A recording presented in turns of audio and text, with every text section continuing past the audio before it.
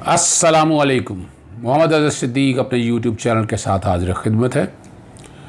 Political diaries Irfan Hashmi के साथ तकरीबन प्रोसेस मुकम्मल है, फ्लैक्स बन चुका है और प्रोमो भी आ चुका है और बहुत जल्दी बाकायदा उस प्रोग्राम में आपके साथ मौजूद रहा। वैसे इरफान हाशमी के साथ प्रोग्राम चलता रहता है।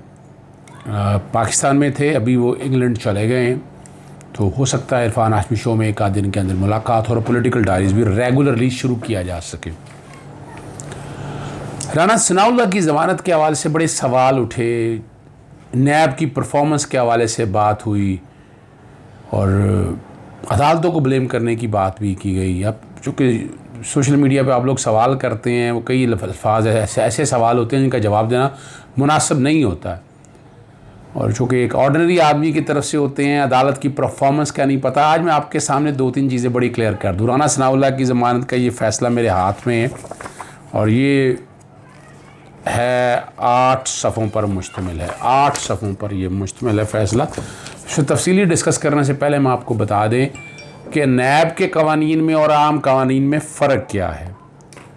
आम कानून जो फौजदारी पर्चा दर्ज करता है वो पाकिस्तान पीनल कोड या ताज़ीरात पाकिस्तान के तहत होता है और मुख्तलिफ सेक्शन दिए हुए हैं, जिसमें कत्ल, रेप, फिर आ जाएँ आप लड़ाई मार कुटाई, सरकार में कार में मुदाखलत, बगावत, सेडिशन, जान से मारने के मुख्तलिफ दफ़ात मौजूद हैं और हर एक की मुख्तलिफ सदा दी हुई है।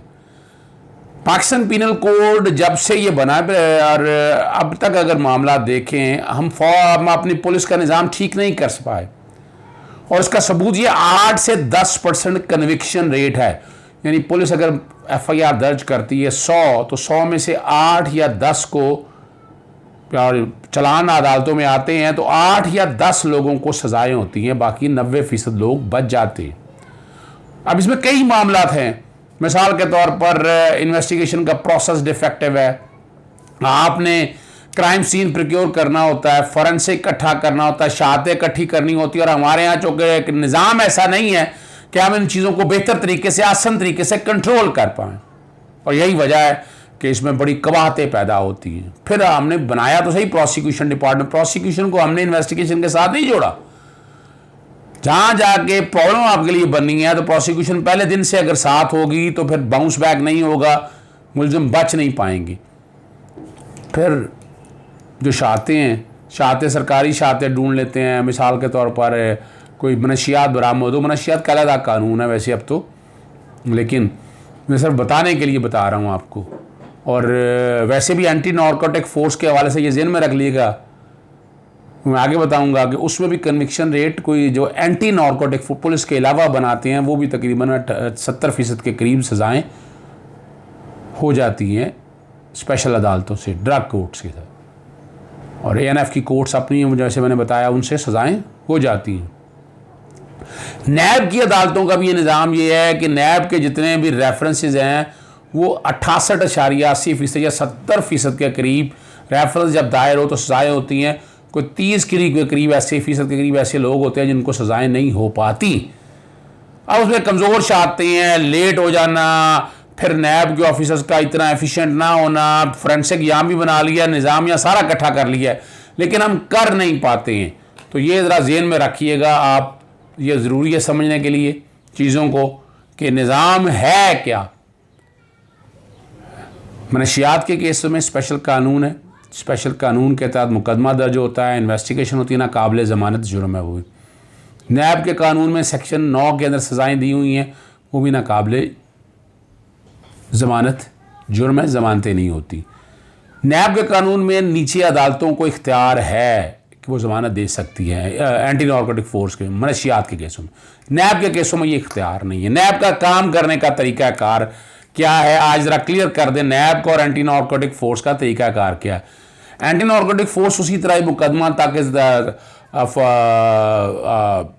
कोड ऑफ क्रिमिनल प्रोसीजर, ज़ाब्ता फौजदारी के तहत प्रोसीडिंग शुरू होनी है, कैसे आपने FIR दर्ज करनी है, कैसे शहादतें इकट्ठी करनी है, कैसे शहादतें होनी है, कैसे आपने जो मकबूजा माल बरामद हुआ है, जो मनशियात बरामद हुई है, उसका लैब टेस्ट कैसे करना है, फोरेंसिक है वो, और अगर ज़ख्म हुए हैं तो फोरेंसिक कैसे होना है, ये मैं सिर्फ बता रहा हूँ जनरल नॉलेज के कॉन्टेक्स्ट में।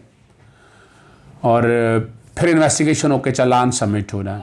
नाकाबिल ज़मानत जुर्म है, सेक्शन 9 के हवाले से एक क्वांटिटी की बात है, वहाँ वो जुर्म का काबिल ज़मानत है, लेकिन मेजॉरिटी ऐसी है कि सज़ाए मौत है इसके अंदर भी, सेक्शन 9C के अंदर। और राना सनाउल्लाह का केस जिसका ज़िक्र इस ऑर्डर में भी है, और FIR नंबर 47 का ज़िक्र है, जो बाकायदा 47 1 जुलाई 2019 को रजिस्टर्ड हुई थी। 9C में सज़ाए मौत है, /15/17 सेक्शन 186, 189, 225, 354 PPC के तहत ये रजिस्टर्ड हुई थी। एंटी नार्कोटिक फोर्स एक्ट है 1997 का, control of narcotic substance act 1997 है, ये CNSA कहलाता है। और अब अदालत ने नैब के कॉन्टेक्स्ट में, अब मैं 8 सफ़ों को देख रहा हूँ और ये मैं बता दूँ आपको, मैं समझता हूँ ये फैसला डिफेक्टिव है। फैसले में बुनियाद ये बनाई हुई है कि एंटी नार्कोटिक फोर्स जो केस है कि जदादें उन्होंने उससे बनाई हैं।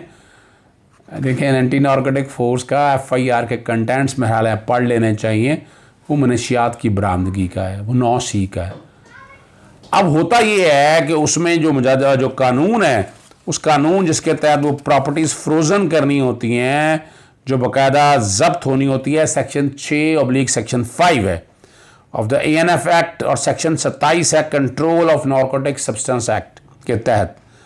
अब जो असासे हैं वो फ्रीज़ कर रहे हैं। आज वो फ्रीज़ इसलिए किए जाते हैं, जो समझने की बात है कि कल अगर आप सज़ा हो, जुर्माना हो, और अगर असासे आपने बनाए हो, आप देखें ना, असासे अगर आपने पहले बनाए हैं, आप जो चला आ रहा है वो सारा अपनी जगह मौजूद है, तो वो एस्टैब्लिश होना है। अभी तो फर्दर इन्वेस्टिगेशन का केस है एंटी नार्कोटिक फोर्स के हवाले से।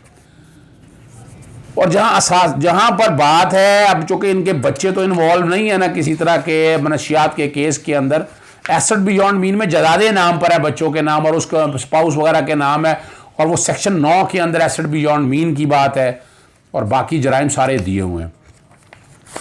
अदालत ने जो बुनियाद रखी है वो ये कि एंटी नार्कोटिक कोर्स के अंदर 1 जुलाई को पर्चा दर्ज हुआ, और 23 दिसंबर 2019 को अदालत ने जमानत दे दी, और उसके 3 दिन बाद के 27 दिसंबर 2019 को कॉल अप नोटिस आया। गिरफ्तारी नहीं हुई इसके अंदर, मैं बता दूं आपको, जो नैब के हवाले से बात है, गिरफ्तारी नहीं हुई है इस केस में।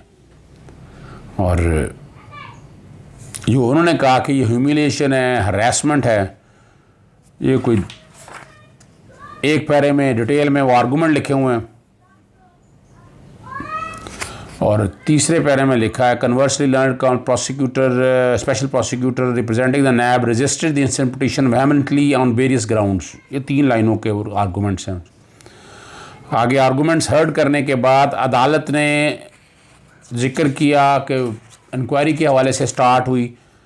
चौधरी ताहिर रियाज ने 24 जून 2019, 27 जून 2019 और 16 अगस्त 2019 के हवाले से मुख्तलिफ के असासे अपनी औकात से ज़्यादा हैं, औकात से मुराद है अपनी एबिलिटी के अलावा आपकी इस्तिताअत से ज़्यादा है।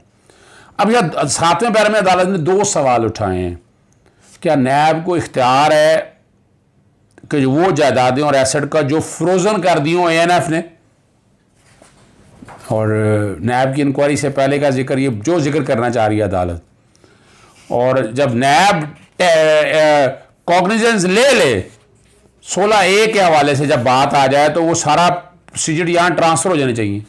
वो एंटी नार्कोटिक फोर्स के हवाले से है, वो हीरोइन स्मगलिंग का केस है। हीरोइन का नाजायज़ असासे बनाने से मैं ज़ाती समझता हूँ बिल्कुल कोई ताल्लुक नहीं है।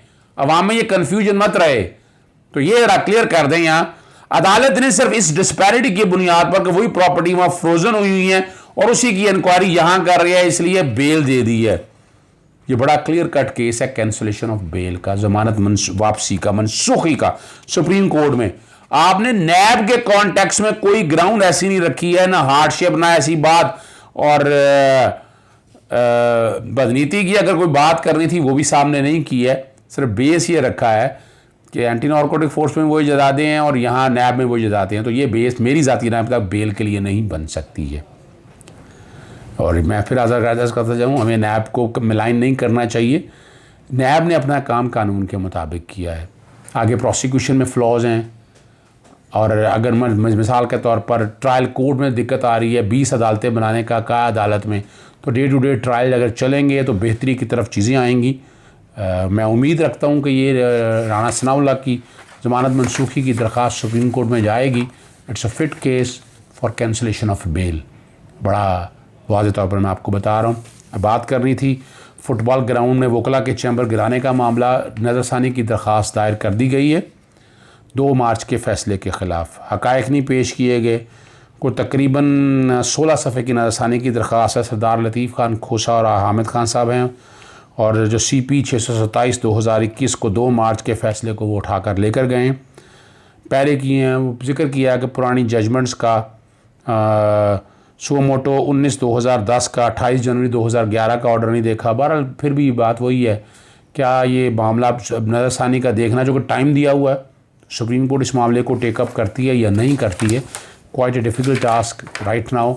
मैं कुछ कह नहीं सकता आपके सामने इन चीज़ों को सामने रखते हुए। यूसुफ रज़ा गिलानी की इंट्रा कोर्ट अपील दायर कर दी यूसुफ गिलानी में, वो अगले वीलॉग में बात करेंगे। वीलॉग ज़्यादा लंबा ना हो जाए, इजाज़त दीजिएगा। अस्सलाम वालेकुम, खुदा हाफ़िज़, पाकिस्तान जिंदाबाद।